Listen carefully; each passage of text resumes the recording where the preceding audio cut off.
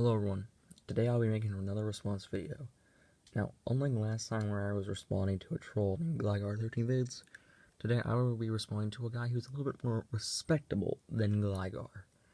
That being Math Dominus. Now, unlike Gligar, I actually respect Math Dominus. He's actually a pretty good YouTuber, and he's one of the reasons why I did SML reviews. I still want to do them, but it's just like, my schedule is getting a little weird. But I saw his Last Jedi review, and it wasn't very good. So today, I'll be making a defense of The Last Jedi. Now, please, people, do not hate on him. He's a good... I think he's a really cool guy, and yeah, just don't spread hate to him. So that being said, let's begin in 3, 2, 1, and I'll be skipping the intro since it isn't really that pointless. How'd you like?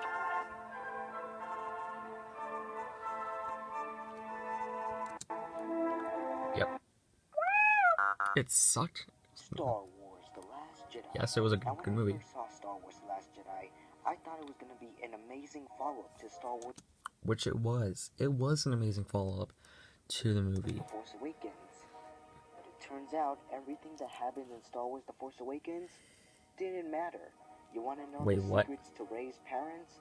You're not gonna get that. Okay, this is a major gripe I have with this complaint that many people say, oh, Rey's parents result in nothing, even though in the last movie they pretty much built Rey's parents up a lot. Okay, many people going into this movie thought that Luke Skywalker, Obi-Wan Kenobi would have been Rey's parents. And even if it was revealed that Luke Skywalker was her dad, you guys would be complaining. So either way, you guys would be complaining anyways. Want to know what big impact that Finn's coma had? Okay, the reason it wasn't really that much of an impact, it was just to get him out of the fight between Rey and Kylo. In Star Wars: The Force Awakens? No, it turns out he's perfectly fine in Star Wars: The Last Jedi. He had a coma for no reason. It was to get him out of the fight and to show that, Kylo wasn't screwing around. What happened to Luke Skywalker? Well, he barely does anything in this movie other than the ending. And what is... And he also trains Rey a little bit. Leader Snoke? What powers... Okay, now here's the thing with Snoke. Okay, here's the thing.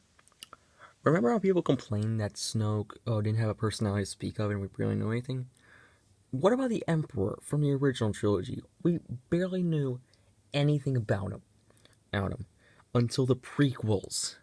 But that gets a free pass since it's from the original trilogy. Now, I don't hate the original trilogy. In fact, Empire Strikes Back is probably my favorite movie of all time. But still, you're being a hypocrite. The dark side does he has that makes him more powerful than any other Sith?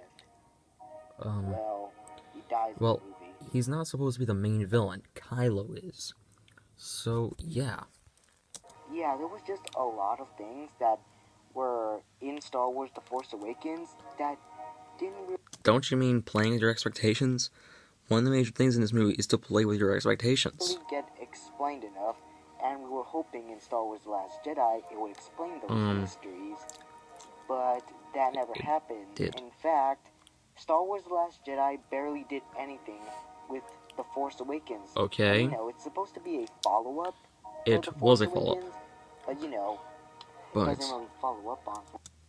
Yes, it does. It establishes the characters, gives them more personality, and shows that the Sith, or even the First Order, are not screwing around.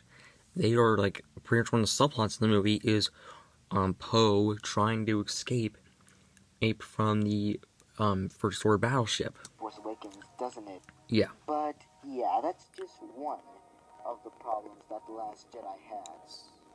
But what about the good things that The Last Jedi Okay, I'll be skipping this part of the video since I do agree with what he has to say that's good about the movie. With, the characters. The characters are a problem with The Last Jedi. Number one, Luke Skywalker... Oh, this complaint. Luke Skywalker. He's not a... Of course, I freaking hate this complaint that everyone says, oh, Luke Skywalker is Luke Skywalker in this movie. People, Luke has been in hiding for 30 freaking years. He has been through so much crap. Most of his students are dead, and he blames himself for all this. So wouldn't he be a little, I don't know, depressed after that? Dear God, it just feels like some of these critics didn't even watch the movie. Brave and wise Jedi Knight. He's just a guy that wants to die? Because he blamed himself for the deaths of his students. That's not Dear Luke God. Skywalker at all. He's been through a lot of crap, okay? Problem, he doesn't train Rey. He does a little bit. Trailers, you would think he would have, I don't know, trained Rey to become a That's Jedi. one of the things I like about the movie. It plays with your expectations. Besides, many people thought that going into this movie that it would just be a ripoff of Empire Strikes Back. Even myself.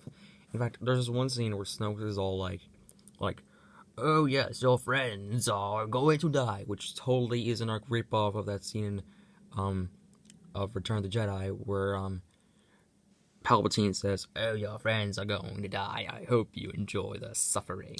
And not fell for the dark side? But no, that never happens. He never trains Rey, and he just dies at the end of the movie. Even to show that him and the Force are one. That was one of the reasons why he died. He died to show that him and the Force are connected and are one. Though he could have been used for the next movie. And Did you even watch the movie? It would have been a great opportunity for Luke to meet Leia again.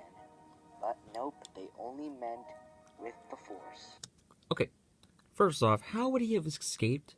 Because last time I checked, Rey and Chewie and BB-8, I know BB-8 was with Poe Dameron, they escaped on the Millennium Falcon. There was no way for Luke to escape the island, so of course he would have to figure out something.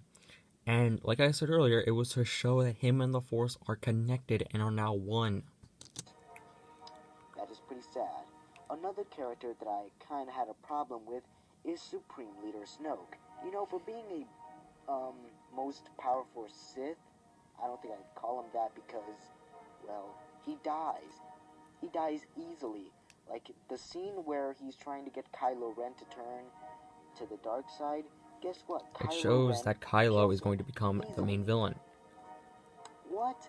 But why? What big impact did killing Supreme Leader Snoke? It was to show that he wasn't the main villain. That Kylo was the main villain of this entire saga. I mean, no, you don't get any of that. Snoke just dies, which was pretty stupid.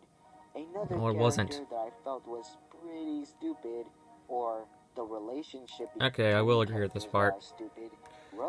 Or what's their relationship? Especially the. Okay, I will agree.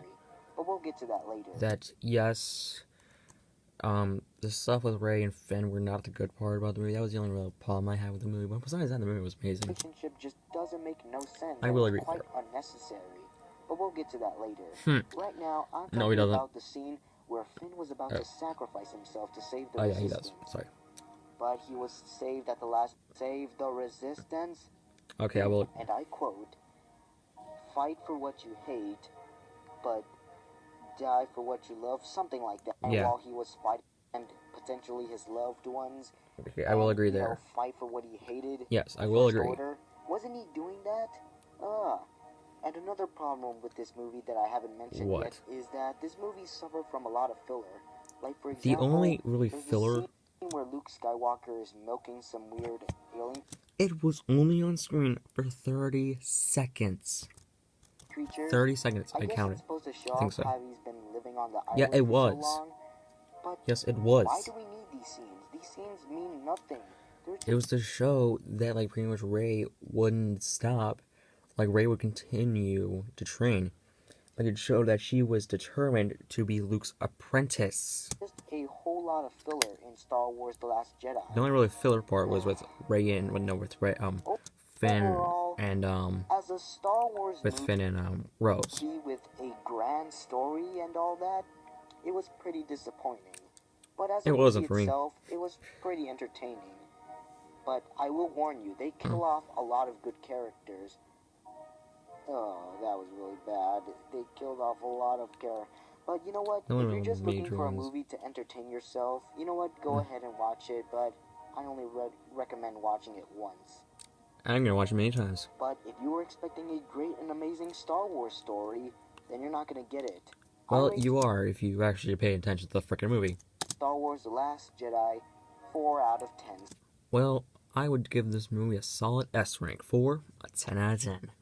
So that's where the video ends. Now, please, people, do not spread hate to Matt Dominus. He's a really good YouTuber. I really like his channel. But still, this video was not very good. I felt like he barely paid attention at all in the film. You know, and that's one of my problems with the critics. They act like they didn't even watch the movie. But still, that is where I'll end this video. Be sure to like, comment, and subscribe for more videos. Peace.